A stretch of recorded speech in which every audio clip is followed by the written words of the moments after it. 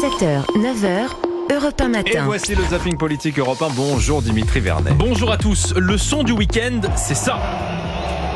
Les sifflets hués pendant la prestation de la candidate israélienne à l'Eurovision, image très commentée par les politiques comme Marion Maréchal sur LCI. J'ai trouvé ça évidemment extrêmement choquant. Je déplore également cette radicalisation de LFI sur le sujet qui, pour des raisons de clientélisme électoral, a souhaité également dénoncer la présence de cette jeune femme. La France insoumise qui a appelé au boycott d'Israël dans ce concours et qui, une fois l'événement passé, a même été encore un petit peu plus loin dans ses théories, dans la voix de Manon Aubry.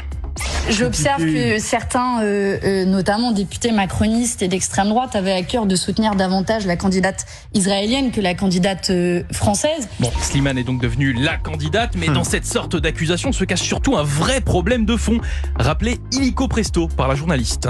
Et juste précision, Manon Aubry, on ne peut pas, en tant que Français, voter pour le candidat français. Juste précision. Je sais. Oui, le fond, Manon, le fond.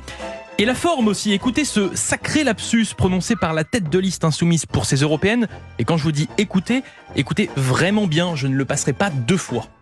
Le gouvernement, en conséquence, s'est lancé dans une forme de concours Lépine pour faire les poches des Français, que jamais il s'attaque aux super profiteurs. Un super lapsus. Bon, revenons-en à nos moutons. Cette ambiguïté de LFI sur le sujet a été dénoncée de toutes parts, notamment par Valérie Ayé sur Europe 1 et CNews. Enfin, elle a tenté.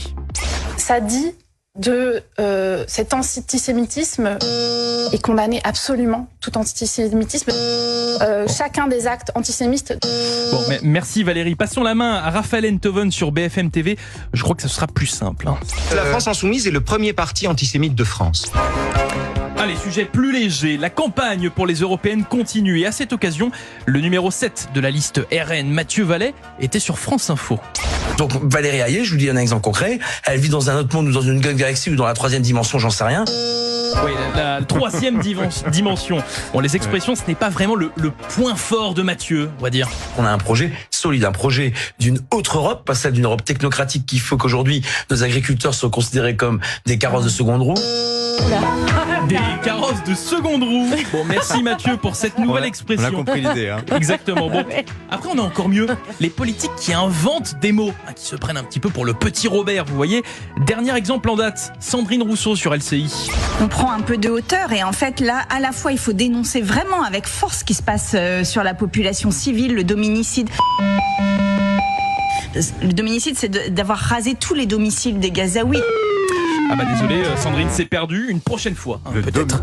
Dominicide.